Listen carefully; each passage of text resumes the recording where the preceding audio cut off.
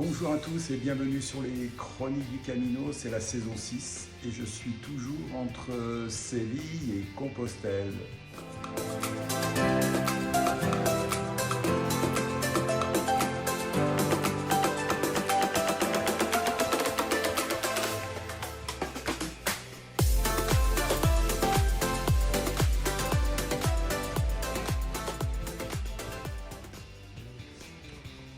Aujourd'hui, donc, c'était la 6e étape entre Calzadilla de los Barros et Vilafranca de los Barros, une étape de 39 km.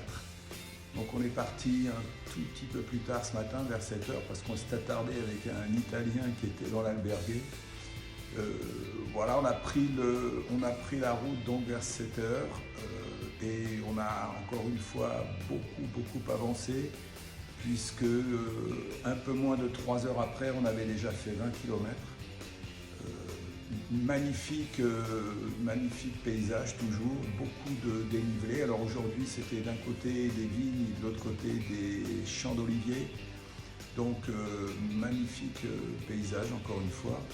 Et puis on est arrivé dans la ville de Zafa, on a fait une première pause, une très grande ville. Alors lorsqu'on traverse les villes, on perd toujours un peu de temps parce que le temps de se repérer et puis surtout de traverser les routes au bon endroit, on avance quand même un peu moins vite. Voilà, et on a attaqué donc un début d'après-midi un peu plus hard parce que sur 20 km environ, on n'avait plus un seul espace d'ombre. Mais vraiment pas du tout. Il a fallu qu'on se réfugie sous une autoroute, sous la passerelle d'une autoroute, pour trouver un peu de fraîcheur et prendre un petit break de quelques minutes avant de rejoindre Vilafranca.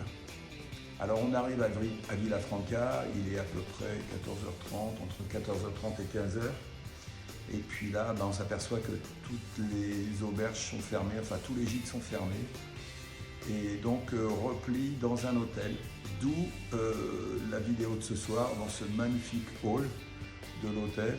Alors bon, forcément, il y a un bien dans le mal, c'est qu'on va avoir un vrai lit et que ça va être super pour dormir. De l'autre côté, on commence réellement à se poser des questions quant à l'ouverture des auberges sur le reste du chemin.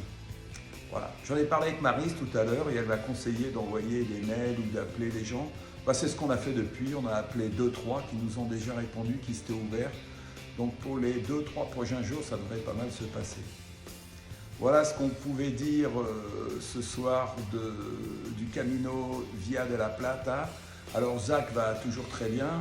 Il a un peu mal aux pieds parce que les chaussures ne sont pas très adaptées à ce qu'il fait, ce sont des chaussures assez montantes. Et donc forcément il a quelques ampoules, quoi. Il aurait dû m'appeler avant de partir, mais bon, on ne se connaissait pas. Voilà, je vous souhaite une très belle soirée. Je vous dis à demain pour les nouvelles aventures du Camino de Séville à Compostelle. Bye bye.